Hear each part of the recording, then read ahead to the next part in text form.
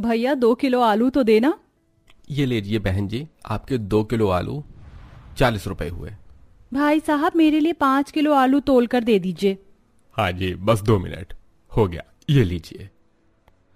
दोनों बाप बेटे मिथिलेश और माधव मंडी में आलू बेचने का काम करते थे। सुबह से शाम तक आलू बेचकर वो जितने भी पैसे कमाते हैं उससे ही अपने परिवार का गुजारा चलाते हैं।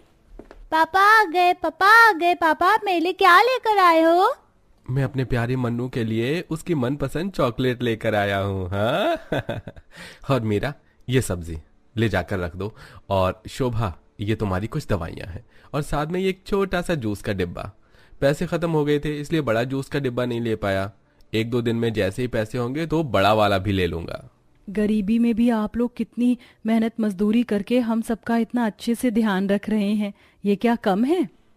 ये तो कुछ भी नहीं है शोभा। मैं और पिताजी सोच रहे हैं कुछ वक्त में थोड़े बहुत पैसे जोड़कर हम कुछ अपना बड़ा काम शुरू कर लें।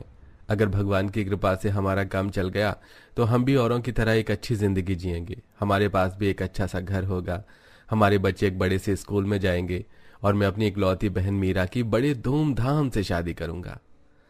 हर गरीब परिवार की तरह इस गरीब परिवार का भी एक अच्छी जिंदगी जीने का सपना होता है। मेहनत करके और कम पैसे में भी यह पूरा परिवार हंसी खुशी दिन काट रहा था। अब जैसे जैसे बारिश का मौसम शुरू होने लगता है वैसे वैसे उनकी हंसी खुशी के दिन इनकी जिंदगी से जाने लगते हैं। आज तो बहुत तेज बारिश हो रही है।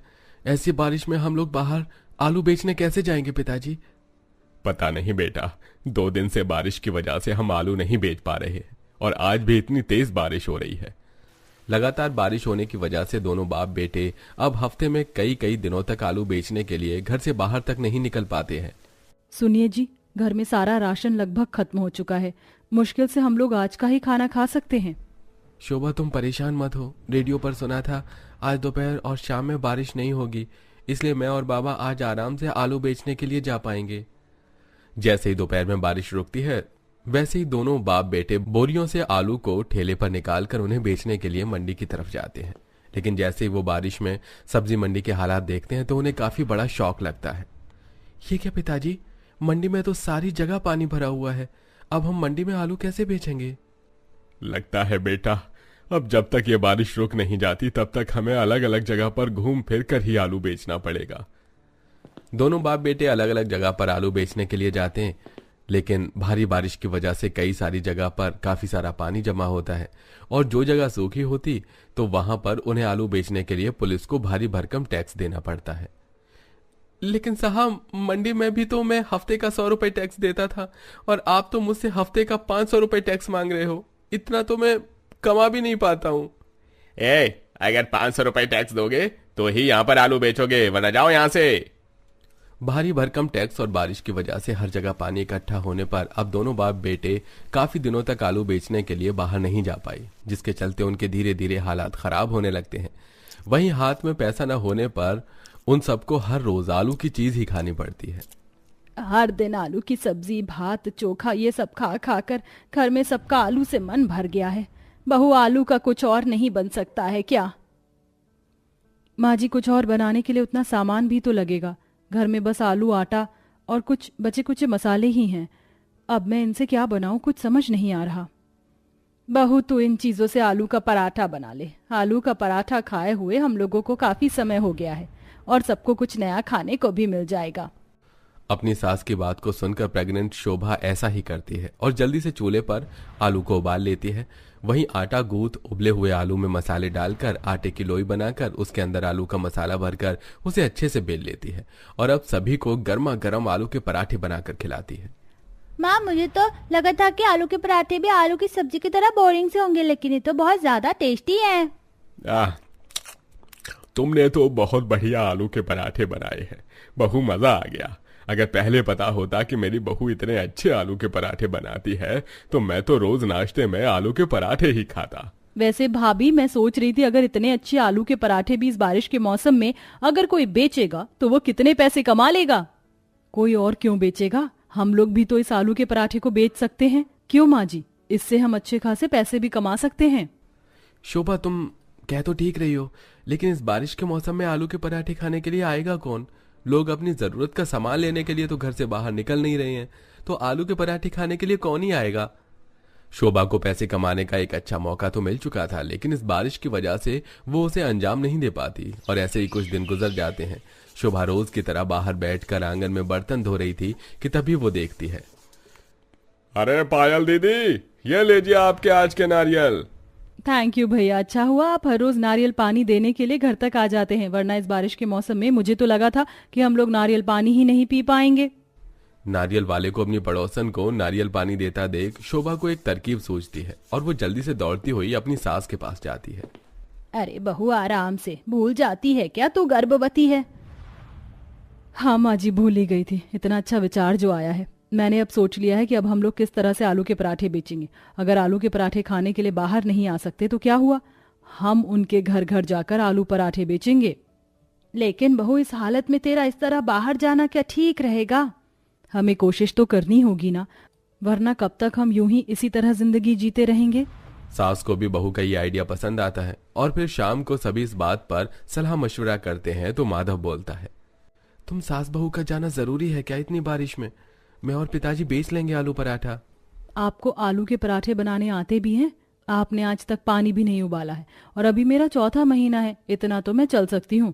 मैं और माँ जी ये काम कर लेंगे, आप और पापा जी कुछ और काम ढूंढिए। जब हम सब मिलकर काम करेंगे तो हालात जल्दी सुधरेंगे।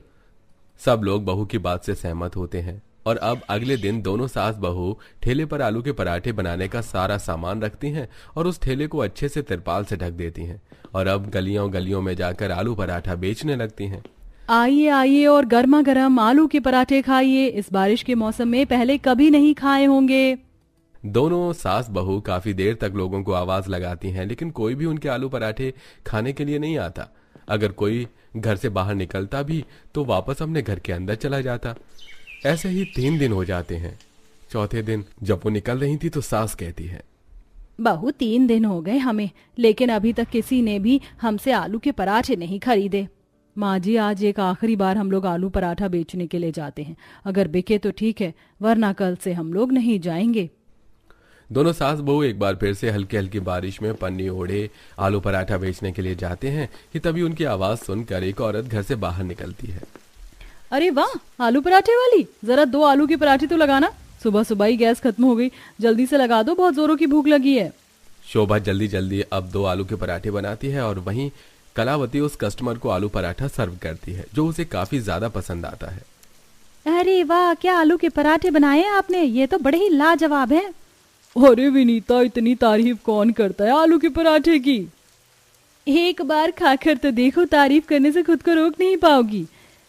अरे वाह, ये तो सच में बहुत बढ़िया आलू के पराठे हैं। ऐसे आलू के पराठे तो मैं भी नहीं बना पाती और ऊपर से बारिश के मौसम में इसका स्वाद दुगना हो गया। एक काम करिए, आप मेरे लिए 4 आलू के पराठे पैक कर दीजिए, गर्मा गर्म चाय के साथ खाऊंगी। जी। उन दोनों औरतों को सास बहू के आलू पराठे की इतनी तारीफ करता देख गली में अब काफी सारे लोग उनसे आलू के पराठे लेने लगते हैं, जिससे वो एक दिन में ही काफी अच्छे पैसे कमा लेते हैं। एक दिन में ही हमने इस बारिश के मौसम में घर घर जाकर आलू पराठा बेचकर कितने सारे पैसे कमा लिए हैं ना, मुझे तो अभी भी यकीन नहीं हो रहा है। तो माँ जी यकीन कर लीजिए, ये तो बस अभी शुरुआत है, अभी तो हमें आगे और बहुत पैसे कमाने हैं। जहाँ पहले दोनों सास बहू घर घर जाकर लोगों को आलू पराठे खाने के लिए चिल्ला चिल्ला कर बुलाया करती थी, वहीं अब लोग इस बारिश के मौसम में दोनों गरीब सास बहू के आलू पराठे खाने के लिए उनकी राह देखने लगते हैं। अरे आज तो आपने आने में काफी देर कर दी, पता है मैं कब से आपके आलू पराठे का इंतजार कर रहा था। अरे मैंने कल अपनी बहन से बोलकर आलू के पराठे बनवाए थे, लेकिन जैसे आप बनाते हो वैसे तो वो बिल्कुल भी नहीं बने थे। अच्छा हुआ कि आप लोग हमें घर आकर आलू के पराठे बेचते हो, वरना इस बारिश के मौसम में ऐसे आलू पराठे खाने के लिए तो हमें न जाने कहाँ जाना होता है ना। धीरे धीरे अब दोनों सास बहू के आलू के पराठे खाने वाले ग्राहक भी बढ़ते ही जा रहे थे, जिससे अब उनकी कमाई भी अच्छी होने लगी। जैसे जैसे दिन बीतते हैं वैसे वैसे अब शोभा की डिलीवरी के दिन करीब आने लगते हैं। कुछ दिनों में शोभा एक प्यारी सी बेटी को जन्म देती है।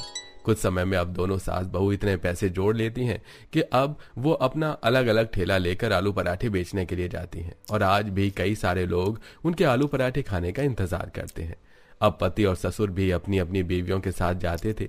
अपनी इसी मेहनत के चलते अब दोनों सास बहू अपने पूरे परिवार को एक काफी अच्छी जिंदगी देती है।